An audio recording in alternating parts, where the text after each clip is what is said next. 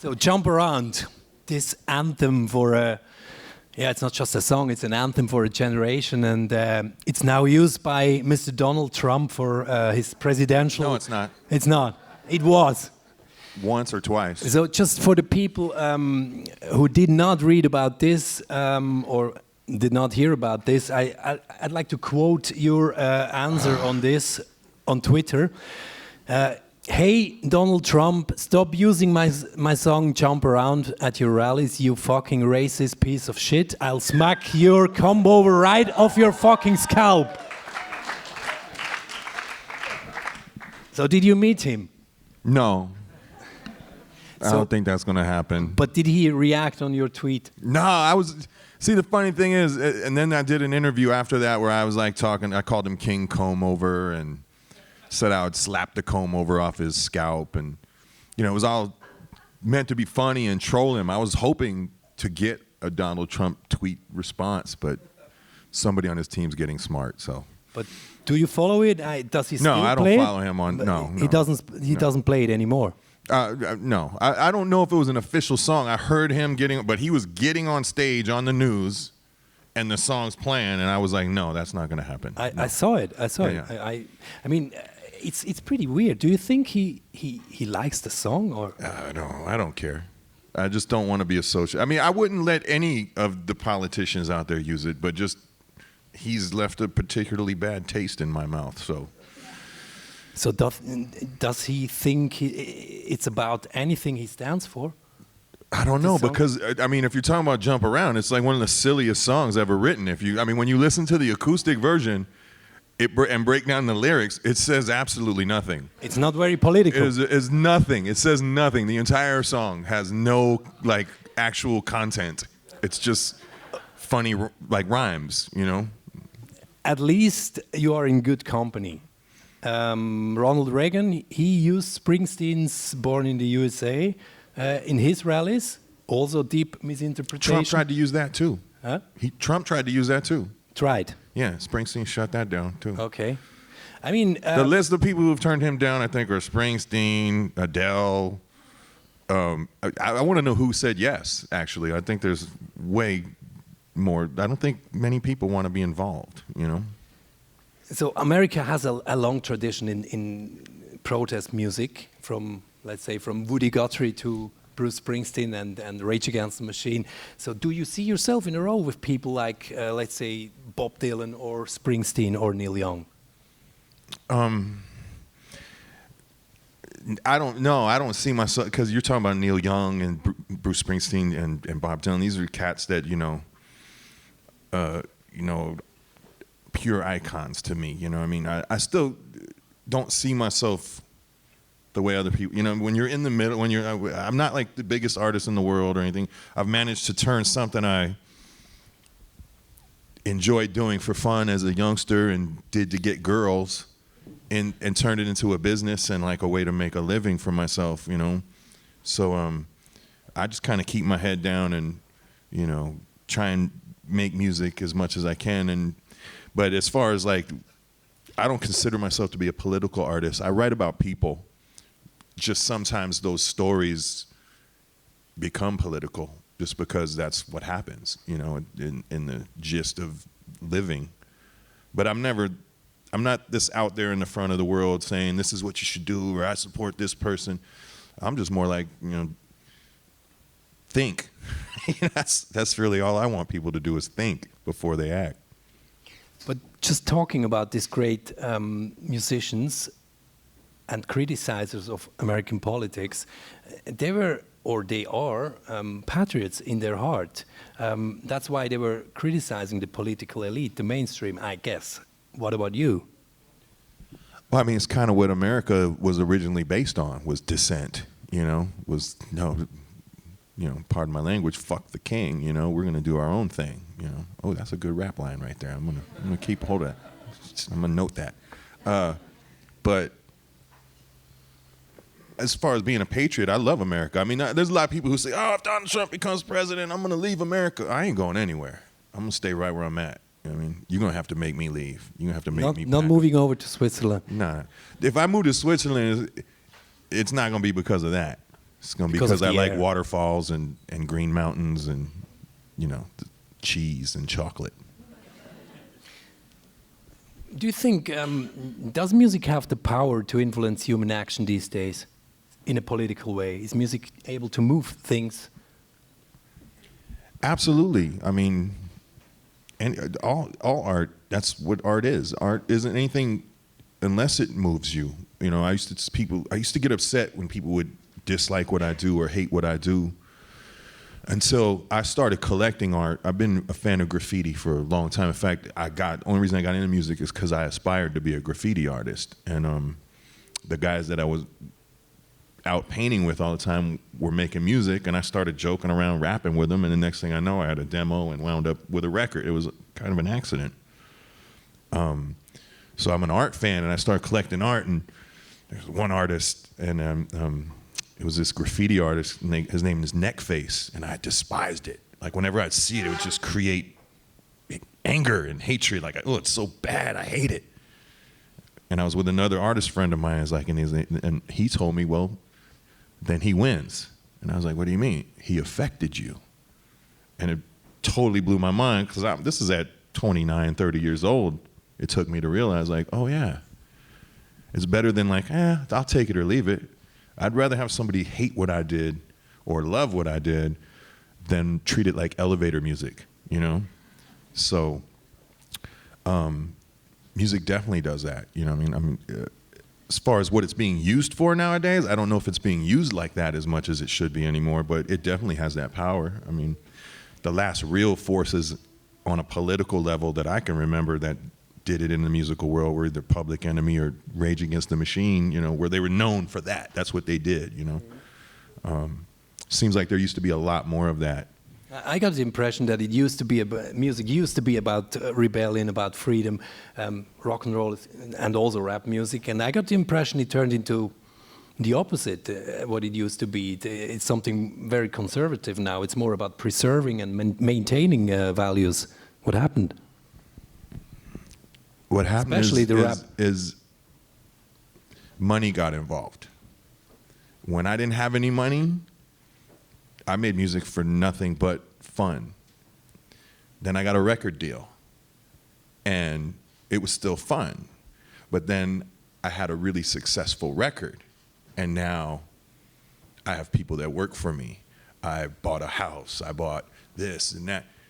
And now all of a sudden I have bills to keep up with. So now I have to make music to make money. So it becomes, which is cool if you, like I said, I'm happy I've had that life, but I've never been the guy chasing private jets or the biggest house on the hill. I'm really happy with my life. But the young kids that are coming into it, that's all they see is it's about getting rich and getting money and being famous. And it's more about being famous and selling your lifestyle and your Instagram account now than it is about actually making music. And that's why, there's still a lot of great music, but like a lot of the pop music that you hear now is really just seriously disposable trash because it's not meant to be here next week. It's meant to sell you Coca-Cola or tampons or something, and then it's gone. I also got the impression that they treat music as one of many gadgets, like a game, like a mobile phone, like a Netflix account. Doesn't have to be bad, actually. Or it's also that everybody, if you buy a laptop, you have a studio in your house now, unless you care about what music sounds like. Then you actually have to go and record it and mix it. But for the most part, you could make a shitty little song on your laptop, put it on the internet, and if 10 million people go on the internet and see it, all of a sudden you have a hit record, So do you think it's as important as it was when you started for the young generation, for the young kids? What is exactly music are you asking in me? general. Just music? I think it's important. I just think, I try to walk a fine line because I'm 46 years old. I'm still pretty hip though, and I like that. So I don't want to be the guy that's like, that new shit is just horrible. I'm not afraid of change. I think, music guys who start things like I'm not the pioneer of hip hop. Probably like I'd consider myself like the second generation. But it was about lyrics and beats, and that was what you did. And to expect it to stay that forever is wrong. It's got these young kids are going to want to progress. They're going to make something new. For me, it's just about the content. What are you doing with it? What are you saying with it? You know, I'm not saying you have to be political. I'm not saying you have to do anything. You can make it. I mean, Jump Around is the silliest song ever. If you just wrote it down and read it, you'd be like, this says nothing.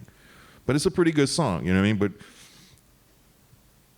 I just see a lot of, again, I don't want to see, sometimes I look at things and I'll be like, I'm not with that. But then I'm like, I have to ask myself, is that because I'm getting old? Or is it just really that bad? You know what I mean? So I try not to judge too much about the youngsters.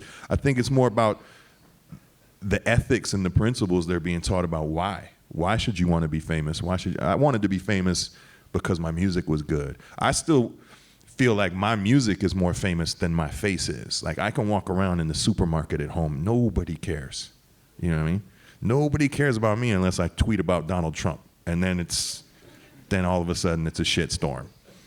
But for the most part, you know, I like the fact that my music is more famous than me. That's not the goal now. The goal now is I need to be famous because the music isn't even monetized anymore. You gotta have 1 million followers on your Instagram or your Facebook or this, because then advertisers come and pay you money, which is, when I was young, that was called selling out. That doesn't exist anymore. Like when I was young, you used a car commercial to break your song to the world, you were a sellout. And that's not the case anymore. You still are. It's not the way it works though in the business. I mean, the best and the brightest, and even some of our classic old Dylan, you know, his music's, you know, it's just not thought of like that anymore, you know. You said I'm still very trendy. I'm still very cool. I said I'm hip. I didn't say trendy or cool. I just wanted to know how do you connect with the young generation? I mean, you got your own kids, but they are pretty young, 6 and 3 years old. So, or would you like to make music for a younger generation or more for people same age as you? I just make what I make. I really don't. I mean, if you look at my career, I'm not the most prolific dude when it comes to releasing music. And it's because I have to feel it. I have to want to do it. And then I have to actually find somewhere in my life now, because I don't just have 2 kids. One of my children has cystic fibrosis, and it's a tremendous amount of work for my family. So that takes up a lot more of my time than it used to, you know. But I love when I play my music that I didn't make for any specific genre, but I'll go to a show, especially here in Europe, and I've been doing acoustic shows mostly for the last 2 years, basically, and I'll see a 40-year-old man with his like 12-year-old son or daughter or whatever, and that blows my mind. And the kid is there because they want to be there sometimes, and that's awesome. I love that, but I can't cater to a child's mentality because I don't think like a child. How do you stay in touch? You don't tell them that they suck and everything they do is worse than it used to be. You know what I mean? That's my point of like, you don't, maybe I don't understand. You know what I mean? I'm more about effort and intention with youngsters. If I think they're trying, even if I don't like it, I'll be like, nah, but you got to respect what they're doing, you know? As long, you know, and if nobody else is teaching them better, how are you going to judge? Talking about your 6-year-old girl, I just played Jump Around this afternoon to my 7-year-old boy, and he said it's pretty cool. How does she react on your music? Oh, they flip out. Really? Every time it's on TV, because it's every basketball game, everything. Daddy song, you know, that's, you know, it's pretty cool. And what about the acoustic stuff? Oh, they love that. I mean, they come to, you know, whenever I play local, they come. I sing to my kids all the time. It's, you know, I probably sing to my kids more than I sing to public at this point. So do you see a difference between America and Europe, the way young folks care about music? I wouldn't say just young folks. I think Europe appreciates things. America, it's all about turnover, the new. It's almost like America eats its young is like a real cultural truth. It's all about the newest and the best with the young people, you know. Stevie Wonder doesn't still do gigs because of young culture. It's because of the old people that want to go see Stevie Wonder, you know, and they hold on to it. They appreciate what what the art. You know, I can go to the museum and look at a Van Gogh painting 100 times. Every time I go to Amsterdam, I go to the Van Gogh Museum, you know, because I go and I look. That's how I look at Europe treats music still. It's like I haven't put out a hit record in a long time. I still come here and do really well. You know, people come and listen and sing the songs. In America, it's more of pockets for me, like certain places, certain areas I do very well, and other places it's just like, I don't try that hard either. I'm not chasing the radio. I'm 46. I've done a lot of whatever I set out to do in this game. And I wrote like 3 songs that alone, if Jump Around, Put Your Lights On, and What It's Like, if I never did anything else again, my mailbox money is pretty good. You know, that's what we call when the checks just come in from all the things getting played, you know. So I have a very fortunate circumstance that I don't have to do anything, and I do what I want to do. It's a blessed life for me, because anything you hear from me is not, there's not an A&R guy or a manager or anybody pushing me to do it. It's just because that's what I wanted to do. I just want to stay on that. I consider your music is deeply based in American culture, but you are more popular in Europe.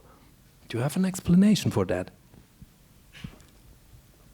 Again, there's been this transition. You know, I come from a kind of pre-technology generation. Like the introduction of the laptop and the computer all came along during my teenage years and whatnot.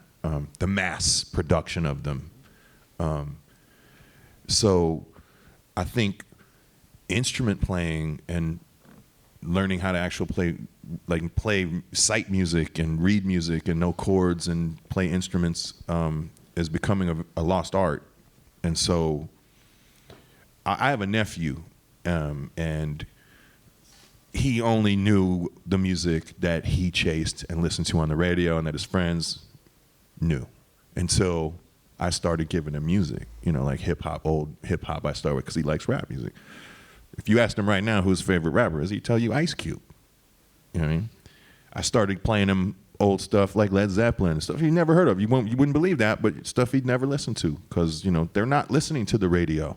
They're out listening to the specific stuff they choose off of YouTube or whatever. They go and find stuff, and unless you're like me and go on these crazy wormholes where you start clicking on the thing next to the thing next to the thing, you don't find out new stuff.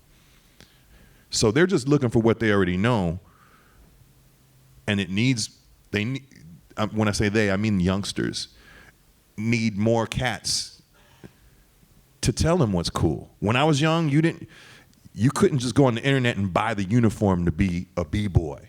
You had to have a dude older than you that knew what was going on to tell you, hey son, this is what's cool. That's not. This is. Here's what you wear. That's what you don't wear. This is the cool music. That's not. You apprenticed into being cool. You didn't just step out of the room cool. You know what I mean? You had to learn. You had to be taught. You had to earn it. But is there like a difference between Europe and America? I mean, the American white trash community, which was it still is one of your big issues as a musician. We don't have that here, actually, especially in Switzerland. There is not much white trash, and there are not so many ghettos, but they still understand your music, looks like. I'm not sure how to answer it, because when I first started coming to Europe, it was like going back in time. I think the first time I came here was like 1989. To get an ice cube in my glass, I got funny looks, like, oh, you're an American. To get a cold beer in 1989 was a tough thing. But Europe was cool. It was, don't get me wrong, it was totally alien to America. Now I can leave a mall in Los Angeles, land in Zurich, and go in a mall here, and if you blindfolded me in between, I might not know the difference. So as far as like the landscape of Europe and America, to me, have become very similar. People in Europe America is obsessed with race and money, all right? Overall, Europe, up until recent decades, my experience it's been mostly about class and money. Race hasn't been as big of an issue until, recent years. So I just find it here to be a little bit more, man, I hate saying this because I love my country, but I find it a little more civilized in Europe. So let's say in Europe and America, where can you see the legacy of your, let's say, white trash lyrics, music, arts in general? I mean, white trash, man, I rarely use that term. I have one song that this phrase popped into my head, white trash beautiful, and I just found that to be very odd and unique phrase, and it turned into a song. I don't like to use the term, it's, trash of anything, but it's poor white people, and in America, all they do is pit poor white people against the poor black people. And instead of the two poor communities saying, like, how do we get out of being poor? It's just like, we're poor because of you. No, we're poor because of you. That's the genius of the whole system. The guy with $1 billion stealing all your tax money, he's not the problem. It's those different colored skin guys over there taking all my benefits. It's discouraging sometimes, to look at it. I also think the older I get, I have 2 daughters, I'm getting very soft in the heart and in the mind, like, so things bother me a lot more, where I used to be like, fuck them all. Now it's like, nah, I care a little bit more. I guess you are not living in a white trash community anymore. I don't live too far from it. I'm not in Beverly Hills. I mean, I live in a nice area, but I live in a very normal area of Los Angeles, about an hour south. It's suburbs, your typical normal. So what are the the main things from the early days of you as a rapper, as an Irish American hooligan that still exists? What about still catch up on you? Does what catch up with me? I'm sorry. Yeah, like some ghosts of the past that you maybe you would like to get rid of. I don't know. I'm not sure what you mean by that, but I mean, there's nothing. Some old beef with other rappers, or no, man. There's nobody beefs with me, man. There's no Eminem. No, not in person. Also, Eminem. That first of all, that's 12 years ago now, or something like that. So we said a few words to each other, but again, I have the utmost respect for what the dude has accomplished in his life. Doubt we'll ever be buddies, but I also doubt anybody in that realm over there would ever step. I'm like 6'2", 250. You know what I mean? So I think I would consider you as very healthy and very to the ground, actually. And I think, how do you protect yourself against bitterness, which is pretty often in rap, like people say, you could say I was the first of doing this, and now it's just about bling and bitches and cars and booze, but you're not bitter at all. How do you protect yourself? I don't have much to be bitter about, I mean, again, I could not do anything forever and sit at home and eat cheese doodles for the rest of my life and become like a 300-pound recluse. I don't get bitter because I've never been, I was always taught, don't count the next man's money, don't covet the next man's things. That's something I was taught young. I would like to, there's times when I look at the history or the the recorded history of hip hop, and I think sometimes they overlook House of Pain or myself, you know. But I think to be bitter about that would be stupid. And I'm like, yo, well, at the end of my days, when everything's said and done, it's about what you said and did. Mm-hmm. So looking at your career as a musician, coming from rap to folk and rock and back, but also your personal life, being raised as a Christian Catholic, converted to Islam, it seems that you are a seeker, or you used to be, or are you still? No, looking? I still am. I think that was 1996. I was definitely trying to figure out, that was like the height of House of Pain. I was very unhappy, very successful, very unhappy, and I was looking for... Unhappy because of what? Just didn't feel good inside, you know. I had money, had all these things. It's the classic example of like, you think once you have this, that, or the other, that's going to make your life good and you're going to be happy. But happiness doesn't come from things. It comes from inside, what you feel about yourself and what's going on. And at that time, I was introduced to Islam through Black American Muslims. It's a different thing. It's a westernized look at it. You know what I mean? And I would still say, if you were to ask me if I had to pick a religion, would I? Because I would say if I do pray, I would pray as a Muslim in that manner. I find it comfortable. I find it. But you don't. I do sometimes. I just don't, at this point in life, buy into any sort of organized religion. I feel like religion is a personal thing that should be a personal relationship with you and whatever version of the creator you decide to choose. It shouldn't be something that should be used to tell anybody anything. It should be, you're telling yourself. You know what I mean? I'm trying to figure it out for me. Anybody that tells me they got to figure it out, I already know you don't. Because the first thing you learn is you'll never figure it out. You know, you just got to live. And as you said, it was back in 1996, I think, when you converted, way before young people from Europe or the USA kind of abuse Islam as to shock their friends or whatever, like with some jihad chic. See, that was never the thing. Again, the mosques that I first attended were primarily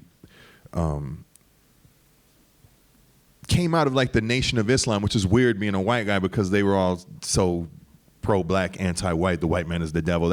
But the offshoot of that was Wardi Muhammad, the son of Elijah Muhammad, who, if you ever watched Malcolm X, he's the guy who comes and warns Malcolm X, like, they're going to blow up your car. They wanted me to do that. And he left that and became like Malcolm X sort of, once he went to Mecca, realized, oh, it's not just black people, it's this and sort of that's the community that I started reading about Islam. I lived with a family, an artist and some other people, this guy, Divine Styler, the guy who kind of introduced me into hip hop. And they always had the literature around. Nobody ever said, read this, you should know that. Nobody ever said that. I just saw someone, I was bored, I picked it up, I read the thing. This went on for a good 3 or 4 years. And then one day it just became something I felt I wanted to do. And I did it. And again, I practiced like seriously for a good almost 10 years. And then I just kind of came to a point, like I said, where it's like the organization of religious groups together, like, I want to say together individually. I don't know if that makes sense, but like separate from other religions. We're these guys, we're these guys. It just, and it doesn't work for me. And the collection of monies and all that, it's like, most of the time it's all misused and misdone and misappropriated. And I just, again, for me, it's, I don't even like talking about it this much, but it's not something to hide from either. I just feel that it's personal business. You know what I mean? Yeah, it's my relationship with my God, whatever it is. I don't think that jihad to me was taught that jihad was war with yourself, war of the spirit. I was never taught you need to go out and kill infidels. It's all ridiculous. You know what I mean? Like I said, my approach to the religion came from a much more Western attitude, and I was 20-something years old, and I was able to read a book from 1800 years ago and actually kind of try and put it into modern terms and, deal with it in that sense instead of trying to act like I was actually living 1800 years ago or 2000 years ago. So I can see that I'm sure you don't feel the need to spread your religion. But one last question on this, and then we go on. How did Islam change you as a human being? Ooh.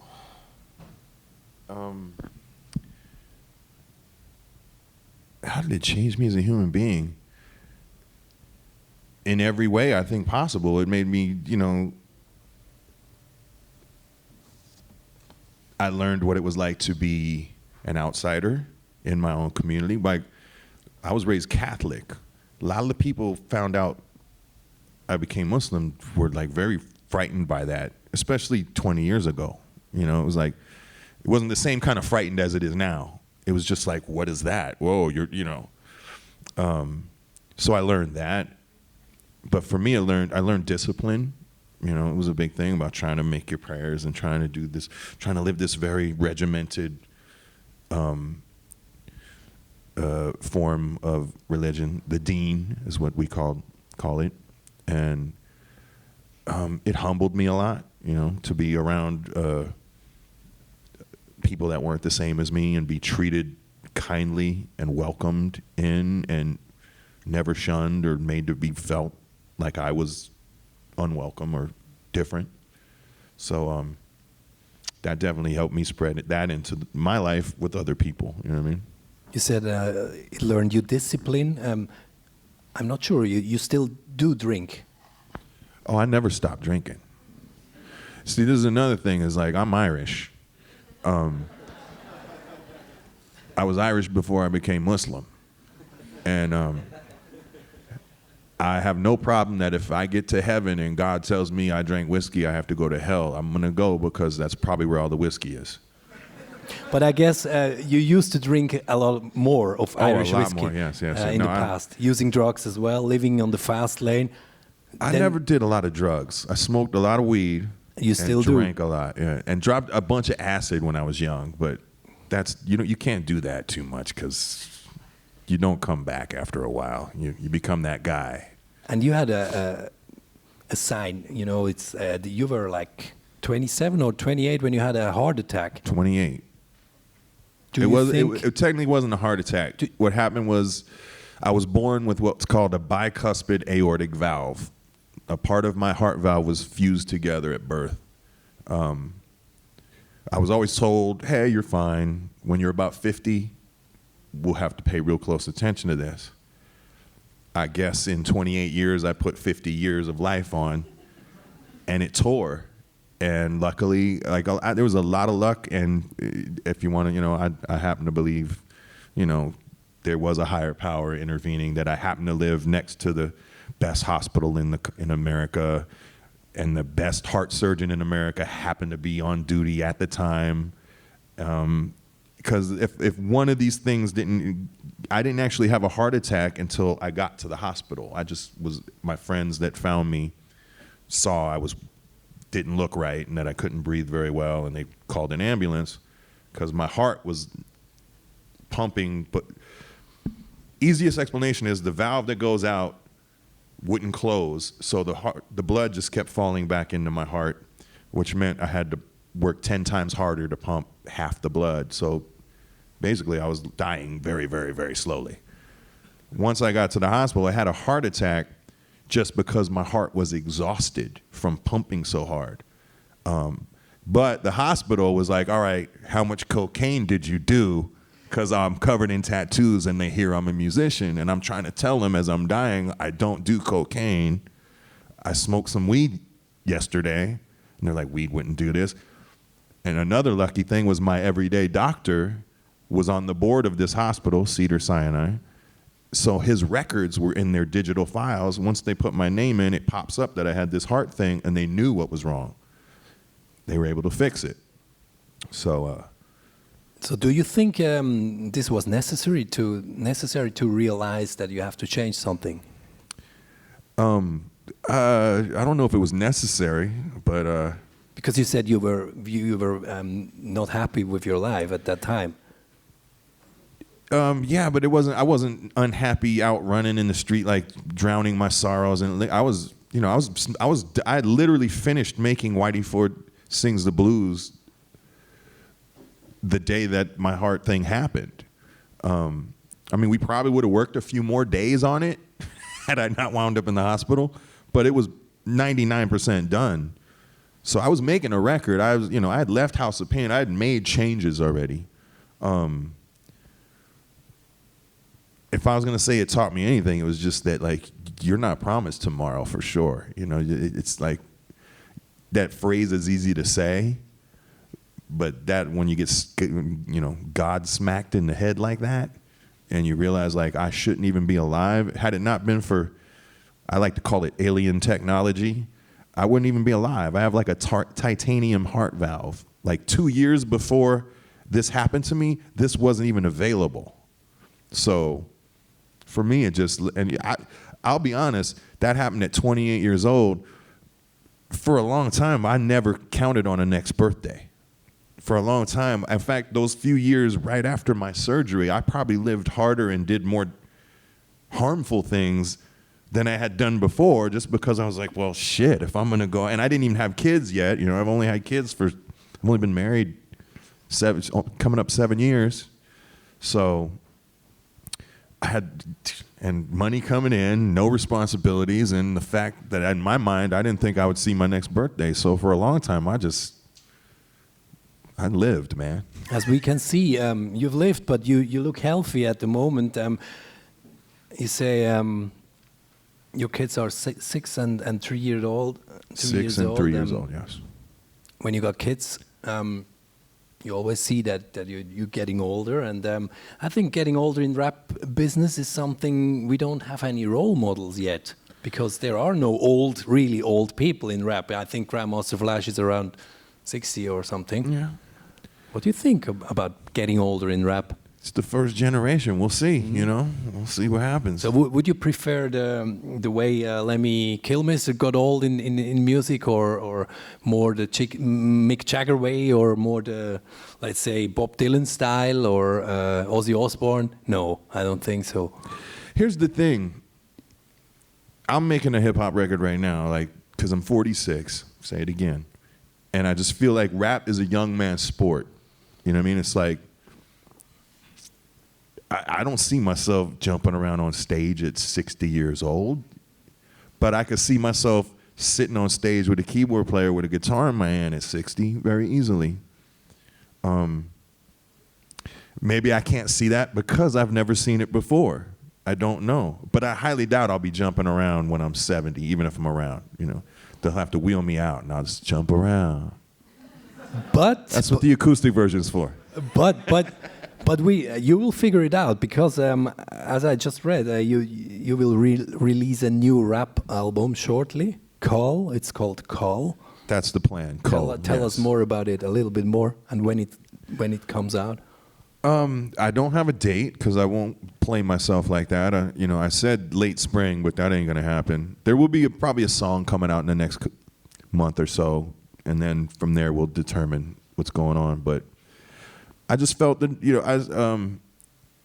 I've done some House of Pain gigs recently. We've had some good times with it. I don't necessarily want to make another House of Pain record because I want to do what I want to do. Musically, and plus I think House of Pain was cool. What it was is what it was.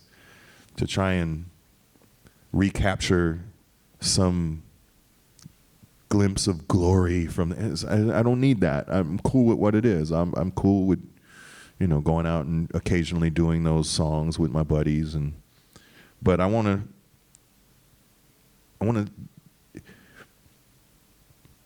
trying to say, I don't know. I'm just in the mood to spit. That's really all it is. And I got some ideas. Cole is kind of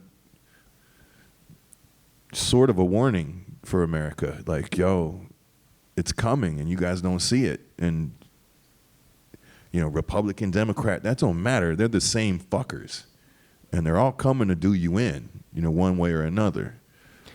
And as I read, you're calling this your last pure hip-hop Pure, album. there we go.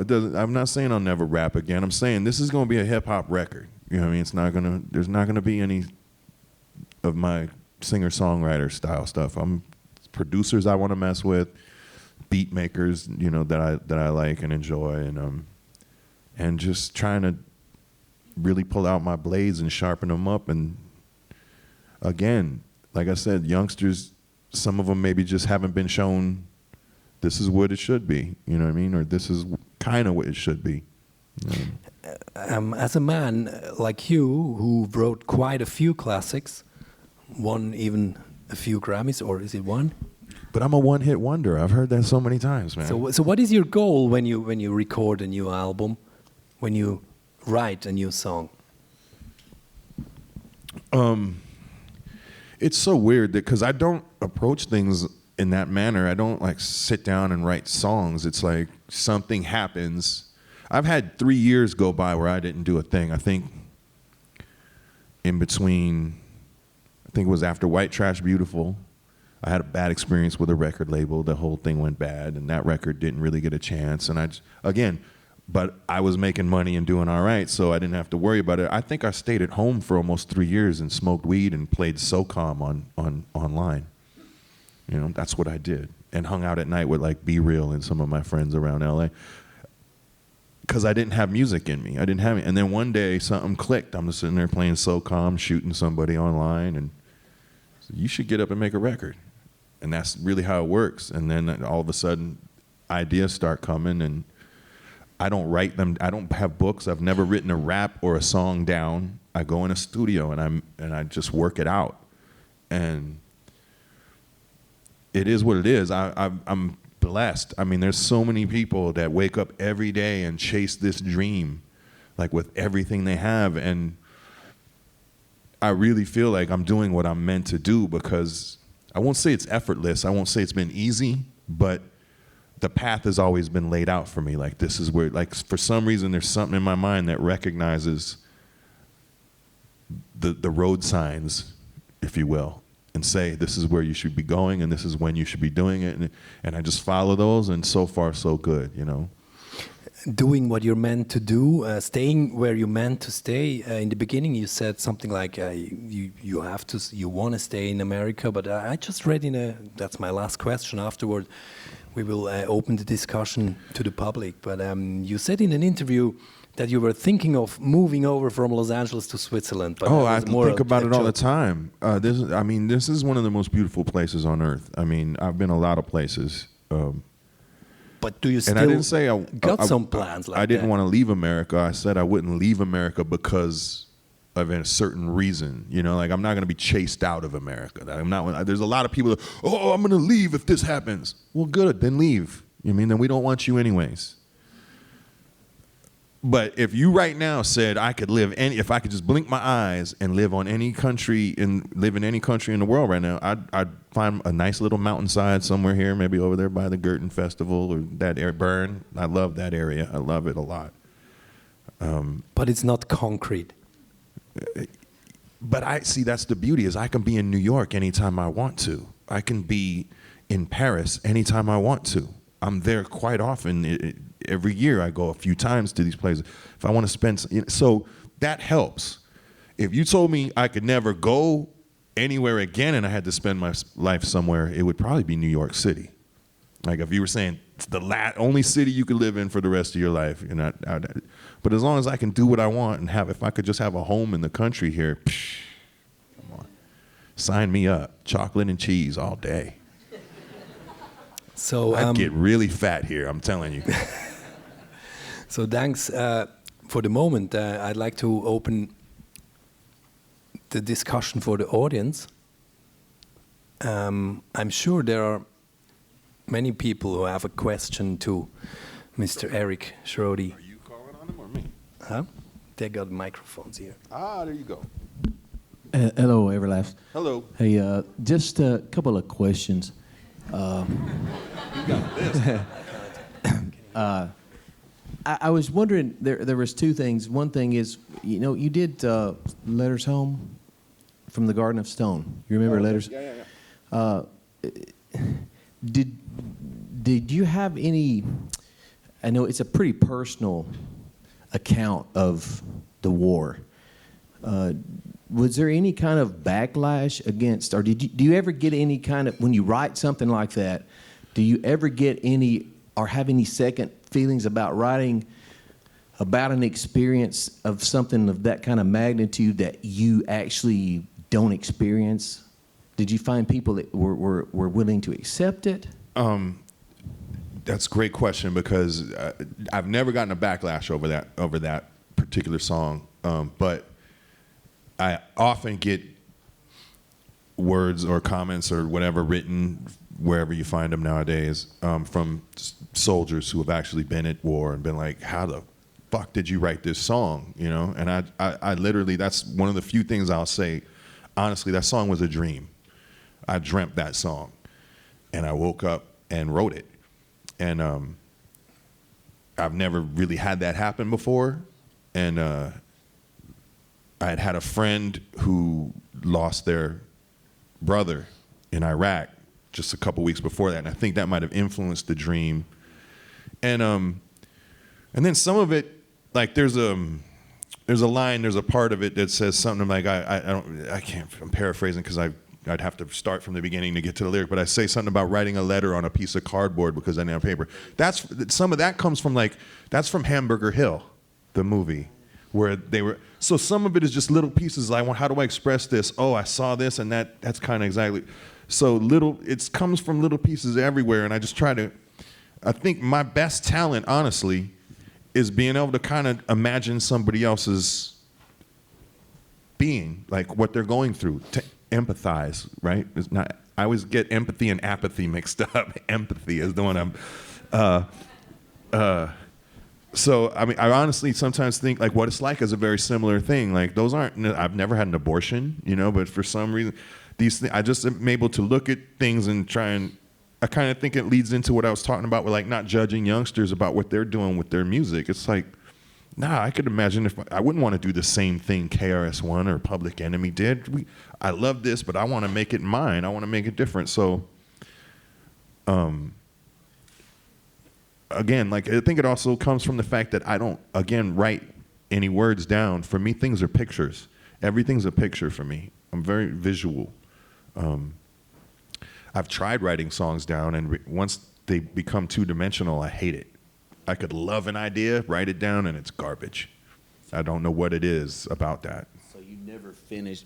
So you never finish it on paper before you go to the studio? I never started on paper. Oh, really?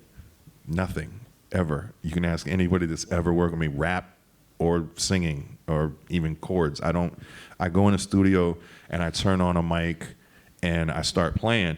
Now, I'm not telling you I come up with the song and it sounds perfect right there. What happens is it's like a sketch pad. I start sketching on okay, that works, this doesn't, that works, and then I'll have a rough sketch, and then we'll go and we'll really produce music. Okay.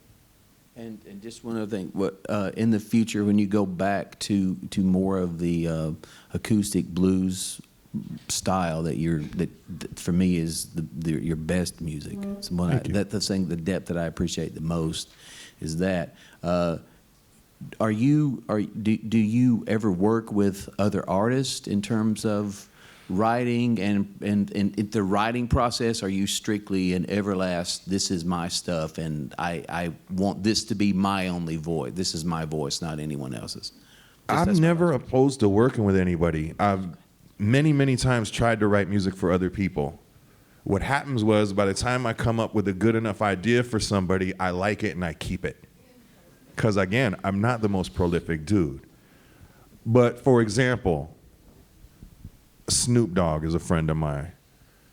He flew me to Ireland a few years ago just to do a surprise jump around at one of his concerts, like in Dublin, of all places.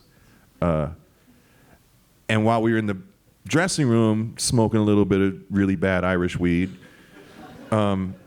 he's playing Patsy Cline records. And I'm like, what the? I'm like, where in the hell you get these records? And he says, you gave them to me. And I was like, when was this? And he was, a couple years ago, you gave me a Johnny Cash record, you gave me this. And now he's singing, he's all this, and he leans in and he's like, hey, nephew, you need to write me a country song. And I went home and I wrote him a country song. And if you haven't heard it, you should check it out. It's called My Medicine. But that's like, if somebody gives me a specific job and like, again, Snoop's a friend, so that was something that, okay, I want to do that for you. I don't like see artists and be like, I got to work with them. 'Cause I feel like a lot of that nowadays is less for people liking each other's music and wanting to collaborate and more for like your demographic will help mine and mine will help yours. Let's do a song together. You know what I mean? And I'm also a child of the album era. And nowadays, like you'll see a rap record and every single song will have like 2 people featured on it. And now that's even filtering into pop music, you know, where it's like Coldplay needs Beyonce. And I'm not disrespecting that song. All I'm saying is like, that's business. That's not music. You know what I mean? That's business decisions. And I've just never been good at business or else I would be flying private. You know what I mean? So you two guys, you may follow the conversation afterwards at the bar. Maybe there's one more question. We have time for another question. Now you rushing me, huh? I flew all the way here just for this, man. I just want to open it to the whole public. Hello, my name is Ercan, originally from Turkey, but I live in Zurich. I have 2 questions. What kind of music inspires you today? Like, for instance, in your iPhone, what kind of music you listen to that you get inspired from?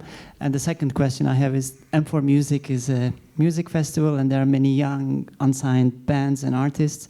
So what would your advice be to these young musicians in finding their way? Just love Thanks. what you do. Love it, because it's harder than ever to make money at it, to like make it a living, and actually you're gonna I don't want to say struggle, but it's a grind. You know what I mean?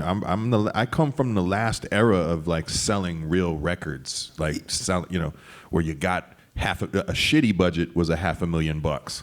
You know what I mean? Is it necessary to earn money out of your music? Hold on, what was the first part? What kind of music inspires me? What kind of music you listen to these days?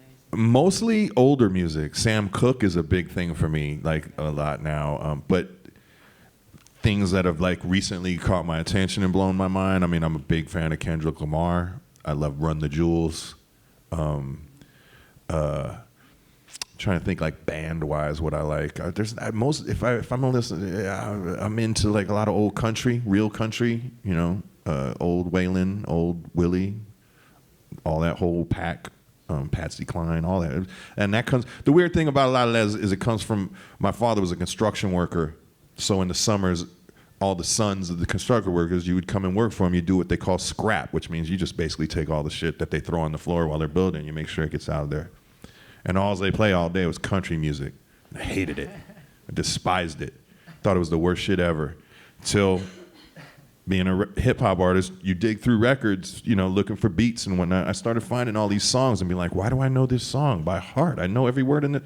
Oh man, this was from it. And I started to appreciate it, and that's kind of what led to what came after House of Pain, was the refinding of all this music from construction sites. Okay, one more. Hi, I'm Marty Hello. from Zurich. Between House of Pain and Everlast, how much did you actually have to practice? I mean, playing guitar, writing songs, the whole singing? I practice playing more than anything else, just because I'm afraid of being really shitty. Because I'm a self-made guitarist. I'm a rhythm. You won't catch me playing a lot of leads and stuff. But the weird thing is, like, when I first made Whitey Ford Sings the Blues, I could not play the guitar and sing a song at the same time. Like, it just wouldn't work. I'd be like, I'll never be able to do this. So I don't know what's going to happen. And then just from practicing, literally, playing the guitar, one day in my brain, I felt the lyrics going in my brain. And I said, well, if I can think of them, can I say them? And then it started happening. And I realized that's where my practice comes in. I don't practice writing songs. Like I said, it's a very natural thing for me. Like my brain just, or my soul or whatever it is, says, go in the studio right now. And I just go and things start happening. But once the records are made, that's when I got to practice the records. You know, I got to make sure I can play them. And that's when I practice quite a bit. That's why I actually am just recovering from an elbow surgery, because I had what's called tennis elbow, but it's from playing guitar. Guitar elbow sounds much cooler, doesn't it? I think we should start a petition that we should start calling it guitar elbow. So he came with a... Yeah, I took the sling off, man. Yeah. You know, I wanted to look cool up here, man. Any questions? So if not, then I want to thank you, Everlast. Thank you very much.